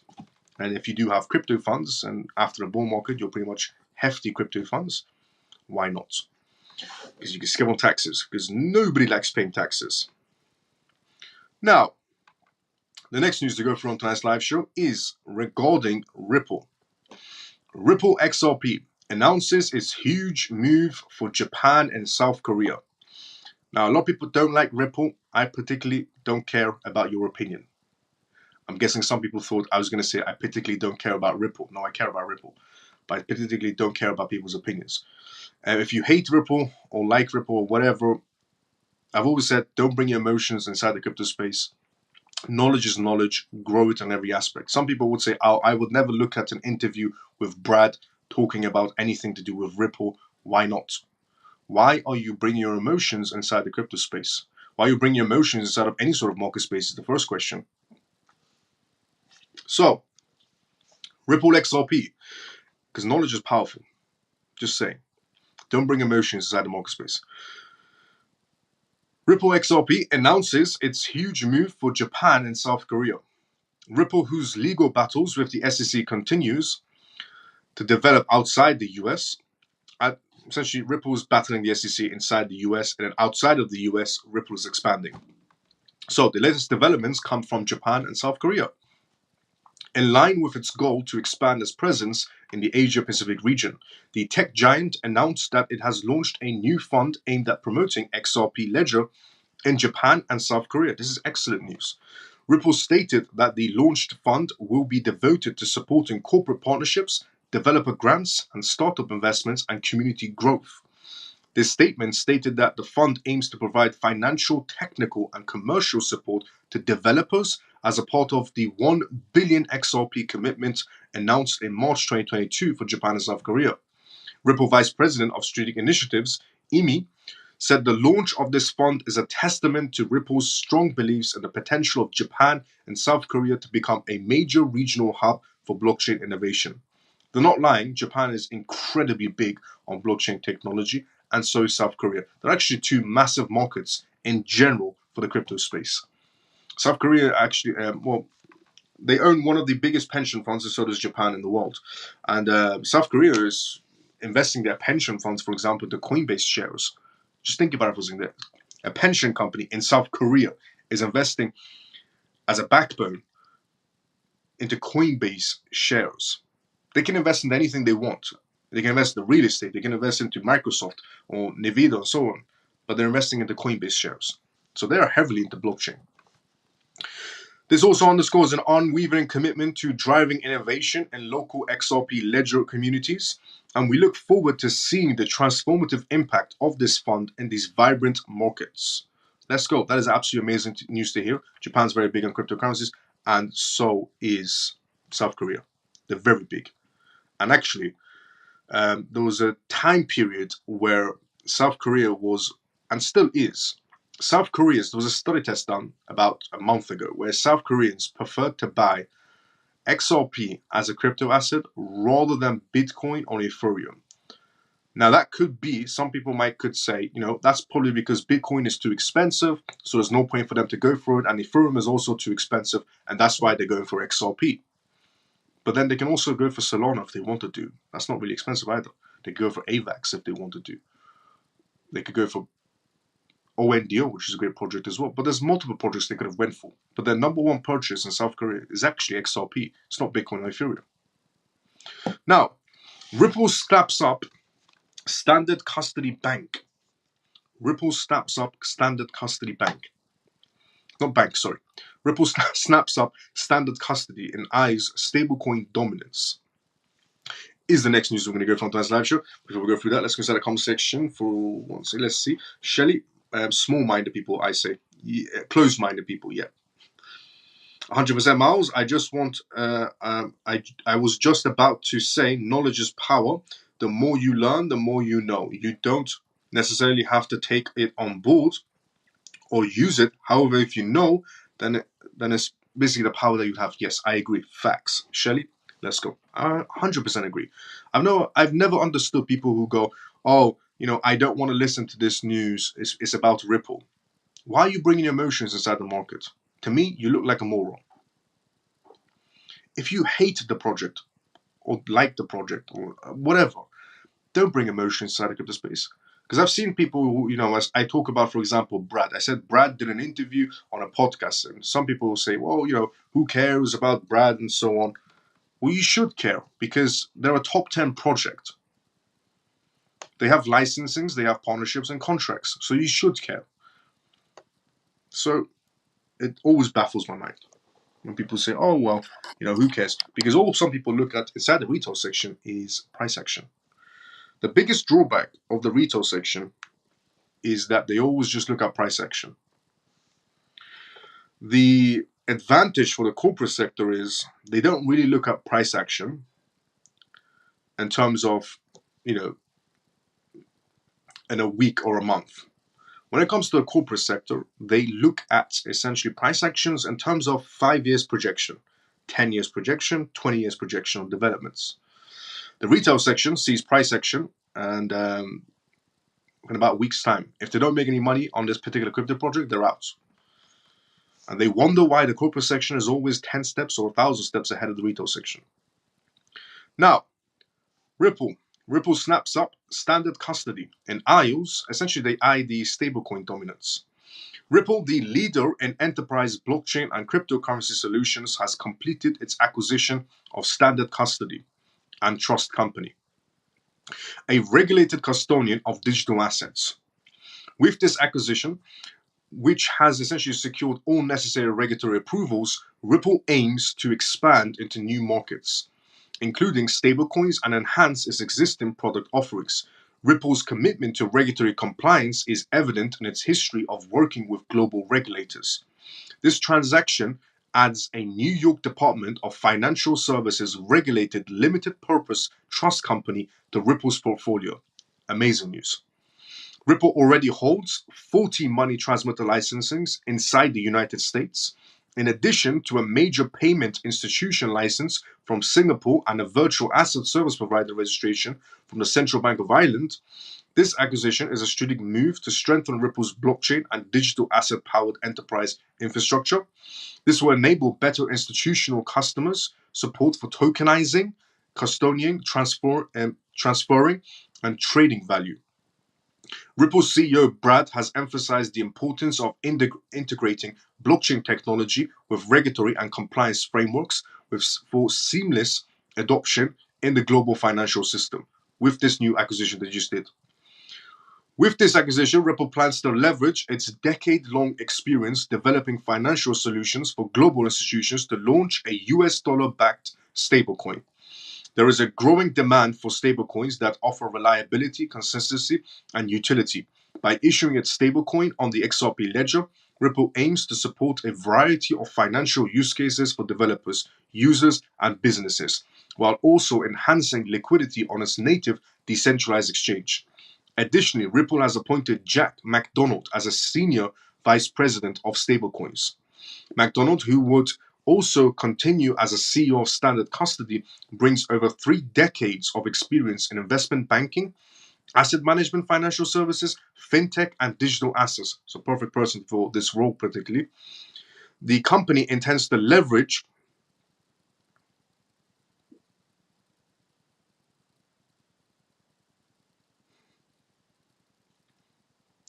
his extensive expertise is expected to guide the stablecoin team and effectively bring Ripple stablecoin to the market. Ripple's move underscores the need for trust, utility, and liquidity to unlock new asset classes and the broader token economy. The company intends to leverage its strong financial position and strategic acquisitions to drive growth in the digital asset space. That is amazing news to hear from Ripple. Honestly, absolutely amazing news to hear from Ripple. Ripple has genuinely more licensings than any other crypto project. They have more licensings, they've acquired more companies, and they have more contracts going with higher profile people than the rest of the 24,000 crypto projects. And they're the only ones doing CBDC. Also, still till this day, a lot of people are debating, which makes no sense again to me whatsoever. Till this day, a lot of people are still debating why the stablecoin is bad for XRP. An XRP stablecoin is bad for XRP, is what people are debating.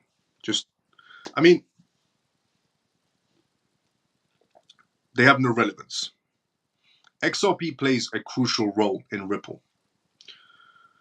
You might say, who are you to be saying this? Well, what about Monica Long, CEO of Ripple? Her recent interview, XRP plays a crucial role.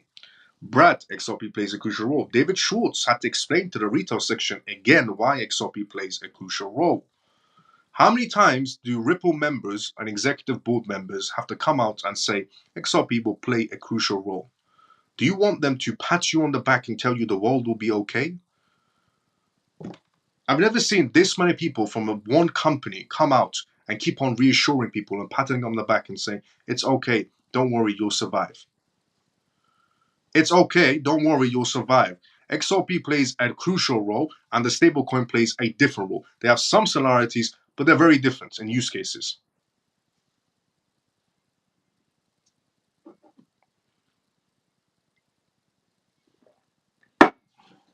So, if you enjoyed this live show, drop a follow, drop a like. You can tune into this live show every single night. It's called a CMF live show, by the way, if you're watching this for the first time ever. And some people followed me during this live as well, so thank you so much for following me during this live as well on X. But if you enjoyed this live show, drop a follow, drop a like. Because crypto is all scams, did you not know that, Miles? You're better off with the dirt. I believe there are two types, those who see black or white, and those that see grey areas. The people who see the grey don't cut their nose off of their face because they are open-minded. True. We need to see this case to the end. Yes, this case needs to end, and it will end. So, on tonight's live show, if you missed this live show, as I normally do with Gist, I talked about Ripple and essentially acquiring their acquisition. I talked about Ripple and Japan and South Korea on tonight's live show as well. I also talked about Num Finance and their opinions on Latin America, essentially. And we also went through on tonight's live show regarding crypto regulations in Seychelles, if you're thinking about living in a different country. We also talked about the EU targeting crypto privacy projects like Monero. We also talked about the chief, essentially executive director of European Securities and Markets coming out with their opinions on regulations in the EU. We talked about from the QCP's perspective on the Fed rate cuts and CPI rates that's coming out today, and how it's impacted the market and how it's going to be impacting the market. We also talked about Crypto.com expanding into Europe with their Ireland license. We also talked about New Zealand being quite big on cryptocurrencies right now. We also talked retail section and the government. We also talked about why the largest bank in China is saying that Ethereum is like digital oil. We also talked about tonight's live show regarding Tucker Carlson expanding into the crypto space. And we also talked about tonight's live show regarding ASI token extend their deadline. We also went through on tonight's live show regarding US Senator Elizabeth Warren. And we also went through on tonight's live show regarding Dubai's regulations and Tether investing over $1 billion inside the crypto space and what those investments are going to be. So, if you enjoyed this live show, drop a follow, drop a like, and tune into it every single night. I do this live show every single night. This is episode 80. We're about to see now. This is episode 84. So 84 days back to back, I've been doing this live show on X and on YouTube at the exact same time, 11:25 p.m. onwards UK time, essentially. Now, if you want to also be notified when I do go live, turn on the little bell icon on if you're watching us on YouTube. Turn on the bell icon. If you're watching us on X, turn on the bell icon as well, if you did follow me. And also we do have a Telegram account as well. We have a Telegram group called the CMF, which stands for Crypto Miles Family. Amazing place to be in and completely free. Everything I do is completely free source. I believe education should always remain free, no matter what. So I will never charge you a single penny. I've been doing this for over a year. I've never charged anyone a single penny. I've been completely free of source. You can message me directly and I will get back to you completely free. You can join the CMF on Telegram. Everyone inside the comment section are CMF members and they're all absolutely amazing people from all around the world. So you're going to be surrounded by great people from all around the world inside the CMF. So join the Telegram. The link is on my YouTube if you're watching this on YouTube, and it's on X if you're watching this on X. So, if you enjoyed this live show, drop a follow, drop a like, and tune into it every single night. I talk about cryptocurrencies, recent news that's happening around the world, cryptocurrencies, AI, regulations, politics, and I give my own perspective as well. And we do Q&As as well. So, thanks, Miles. Good day and night to all the CMF. Miles, rest your mind and your body. That means sleep. Do you know what that is? Yes, I've heard of sleep before. Great live. Take care, Miles and CMF. Ray, see you tomorrow, but sometimes usual. Mike, see you tomorrow, sometimes usual as well. Thanks, Miles. Good night, CMF.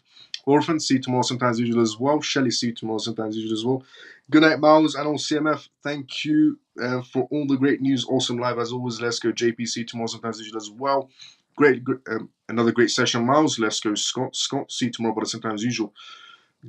Great live, Miles, as usual. Good night. See you all tomorrow, same timing. Let's go, Jason. See you tomorrow, but sometimes usual as well. Good night, Miles and CMF. Free forever. See you tomorrow, sometimes usual as well. I have been in this group since it has begun. Miles has never charged for anything. Free. That's facts. Let's go. Scott has been inside the group since the beginning. Scott is an OG member he's a very OG member of the CMF. a lot of members inside this live show right now, OG members as well. But yeah, I've never charged a single penny. Everyone, please share this program. Let's go. Definitely share this live show and drop a comment as well. I sent you a DM too, Scott. I will definitely check it out this live show. Apologies about that, brother. Thanks for all that you do for our family and group. Scott, thanks so much for the kind words. Good night, Miles and all CMF. Emon, see you tomorrow sometimes usual as well. Good night, Miles and CMF. Coin, see you tomorrow sometimes as usual as well. Troy, good night all. Troy, see you tomorrow sometimes as usual as well. I will see everybody, honestly, thanks so much to everyone that tunes in every single night from the CMF. Miles, if you get a minute, I sent you a DM the other day, no rush, but if you get a minute, can you take a quick look at it? Thank you. Yes, JP, I'll take a look at it. Miles, I've almost been following you for a year now. I can't believe how much you have taught me in that time. Hit the likes. Shelly, thank you so much for the kind words as well. Good night, Miles. Funky brother, let's go. See you tomorrow sometimes as usual as well. I will see everybody tomorrow, same timing as usual. Everybody have a great day or a good night, depending on where you are around the world. OG, yes. Let's go, Scott. I'll see everybody tomorrow, same timing as usual. Everybody have a great day or a good night, depending on where you are around the world. CMF, see you tomorrow, same time as usual.